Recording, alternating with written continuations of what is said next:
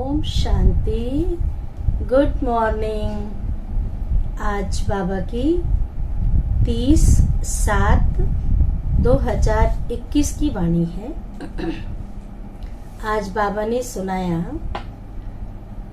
कि इस पुरानी दुनिया में किसी भी प्रकार की आश नहीं रखनी है। क्यों नहीं रखनी है? क्योंकि पता है इस पुरानी दुनिया की सब चीजें यहाँ ही खत्म हो जानी है। अगर यहाँ ही आश रखेंगे, इच्छाएं रखेंगे, तो वो इच्छाएं कभी पूरी नहीं होती है। आज एक चीज की इच्छा, कल दूसरी चीज की इच्छा, कल तीसरी चीज की इच्छा, इच्छाएं बढ़ती जाएंगी और वो खत्म नहीं होंगी। एक बार एक लकड़हारा था। वो लकड़ी रोज लेकर के आता था जंगल से, बेचता था और खाकर गुजारा करता था। एक बार एक महात्मा जी मिले तो महात्मा जी ने कहा कि तुम क्या करते हो? तो कहा मैं ऐसे ऐसे लकड़ी लाता हूँ, बेचता हूँ और परिवार के पालना करता हूँ। तो कहा ऐसे करो, जो तुम जाते हो ना लकड़ी लेने, तो उससे थोड़ा सा और आगे चले जाना। कहा ठीक है। आगे गया तो उसे लकड़ियों का ढेर मिला। उसने क्या किया, वहां से लकड़ी उठाया और आ गया, बेचा, पैसे मिल गए। दूसरे दिन फिर वो महात्मा जी के पास पहुंच गया। कहा, महात्मा जी ने कहा आज क्या चाहिए? कहा और चाहिए। कहा ठीक है, थोड़ा सा और उससे आगे चले जाना। कहा ठीक है। आगे गया तो लकड़ियों का बंधा हुआ बंडल मिला। बेचा तो बहुत पैसे आ गए, घर बना लिया। फिर उसके बाद फिर महात्मा जी के पास पहुंचा। कहा महात्मा जी ने और क्या चाहिए? कहा और चाहिए। कहा ठीक है, उससे थोड़ा सा और आगे चले जाना। कहा ठीक है। चंदन की लकड़ियां मिली। इतना खुश हो गया, पैसा खूब मिला चंदन की लकड़ियों का। उसने महल बना लिया, गाड़ी मोटर ले लिया, सब सुख सुविधाएं आ गई। जब बहुत हो गया तो देखा कि जो हमारे अड़ोसी पड़ोसी हैं, जो संबंधी हैं, वो तो हमारे से बात भी नहीं करते हैं, कोई प्यार से नहीं मिलता, सब नफरत करने लग गए। तो कहा अब क्या करें? परेशान हो गया वो। तो उसने कहा, फिर वो महात्मा जी के पास गया तो पूछा महात्मा जी ने और क्या चाहिए? तो कहा कि महात्मा जी, ये जो कुछ भी आपने दिया है ना हमें, वो सब वापस ले लो। जिस दिन से हमारे पास धन दौलत सुविधाएं आई हैं, उस दिन से हमारे रिश्तेदारों में, अड़ोस पड़ोस में, ये जो प्यार से हम चलते थे, मिलजुल के चलते थे, वो प्यार खत्म हो गया। इसलिए आप सब कुछ अपना वापस ले लीजिए। ठीक उसी प्रकार से ये दुखदाई दुनिया है, पुरानी दुनिया है, और पुरानी दुनिया की जितनी भी चीजें हैं, ये सब खत्म हो जाने हैं, मिट्टी में मिल जाएगा, कुछ भी साथ नहीं जाएगा। तो क्यों इच्छा रखें? क्योंकि इच्छाएं कभी अच्छा नहीं बनने देती हैं, इच्छाएं कभी आगे नहीं बढ़ने देती हैं। ये इच्छाएं ही हमें और विकारों को जन्म देती हैं। तो ना तो लोभ रखना है, ना इच्छा रखनी है। इसलिए कहते हैं दे दान तो छूटे ग्रहण। अगर आश है भी, दुनिया की कोई चीजें, भौतिक चीजों की आश रखते हैं, वो पूरी तो हो जाएंगी, लेकिन उसमें सुख नहीं है। आज देखिए बड़े बड़े घरों में सब कुछ की संपन्नता है, धन दौलत, फैक्ट्री, गाड़ी, मकान, सब कुछ है, प्यार नहीं है। पैसे बहुत है,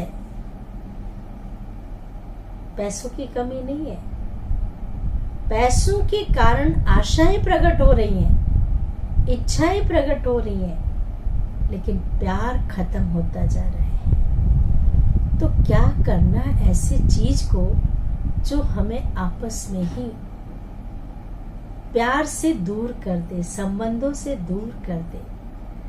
अगर आश ही रखनी है तो क्यों ना ये आश रखें कि सदा हम बाबा के साथ रहें।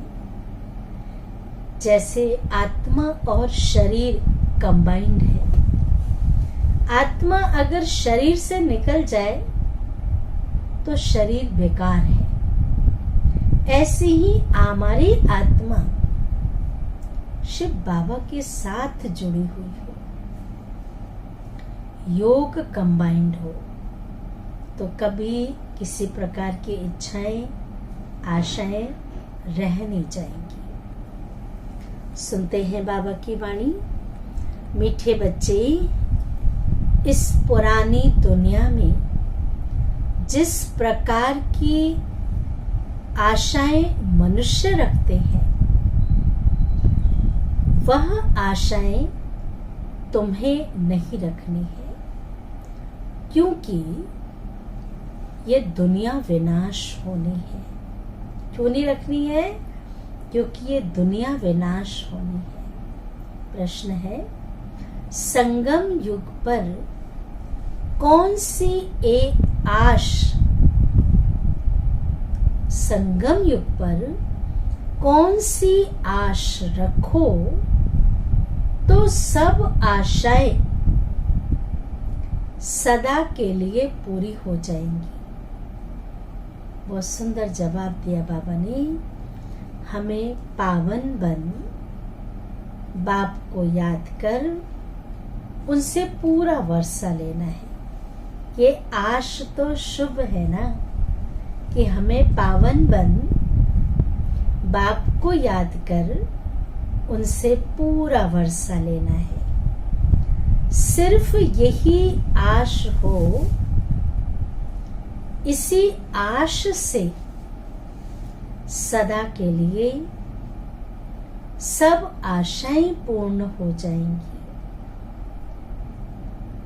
आयुष्मान भव, पुत्रवान भव, धनवान भव,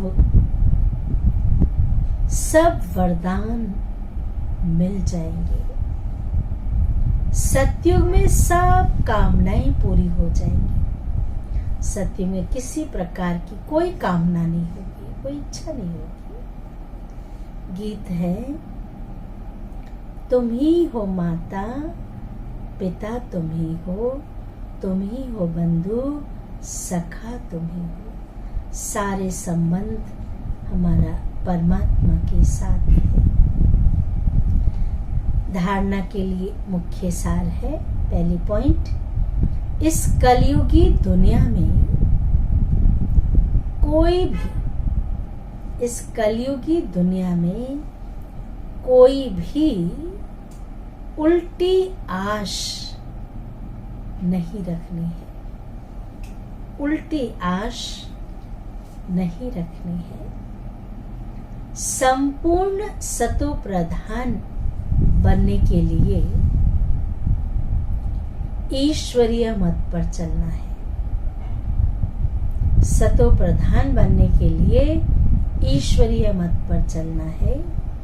दूसरी पॉइंट है, पावन बनकर वापस घर जाना है। यही एक आश रखनी है। अंतमति सोगति, अंतमति सोगति। कहते हैं ना कि अंत में कोई इच्छाएं रह ना जाए। एक बार एक सेठ जी थे, बहुत लोभी थे, लालची थे। बीमार हुए तो सारे परिवार इकट्ठा हो गया, मरने वाले थे। आत्मा शरीर से निकल नहीं रही है। तो सबने कहा सारे रिश्तेदार आ गए, सब आ गए, क्या बात है? तो कहा नौकर को भी बुला लो, जो दुकान पे नौकर बैठा है ना उसको भी बुलाओ, शायद उसको देखना हो। तो जैसे ही नौकर आया सेठ जी के सामने, तो सेठ जी ने आंख खोली और कहा तुम यहाँ हो तो दुकान पे कौन है? मतलब तुम यहाँ आ गए, दुकान की चिंता, दुकान से मोह था।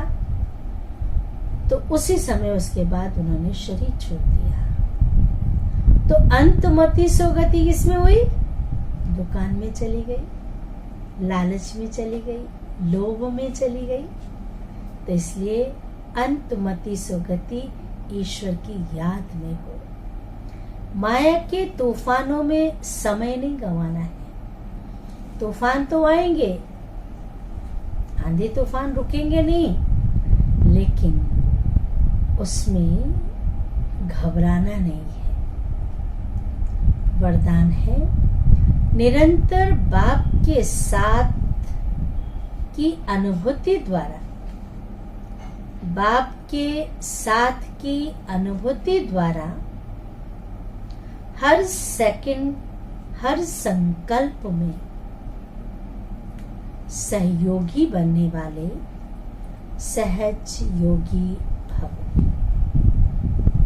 विस्तार है, जैसे शरीर और आत्मा का जब तक पार्ट है, शरीर और आत्मा का जब तक पार्ट है तब तक अलग नहीं हो पाती, ऐसे बाप की याद, बाप की याद बुद्धि से अलग ना हो, सदा बाप का साथ हो। दूसरी कोई भी स्मृति अपने तरफ आकर्षित न करे। इसको ही सहज और स्वतः योगी कहा जाता है। ऐसा योगी हर सेकंड, हर संकल्प, हर वचन, हर सेकंड, हर संकल्प, हर वचन, हर कर्म में सहयोगी होता है। सहयोगी अर्थात जिसका एक संकल्प भी सहयोग के बिना ना हो। हमेशा वो शुभ सोचेगा, सेवा के लिए सोचेगा। ऐसे योगी और सहयोगी शक्तिशाली बन जाते हैं। स्लोगन है, समस्या स्वरूप बनने के बजाय, समस्या स्वरूप बनने के बजाय समस्या को मिटाने वाले समाधान स्वरूप बनो। समस्या को मिटाने वाले समाधान स्वरूप बनो। अच्छा, ओम शांति, ओम शांति, ओम शांति।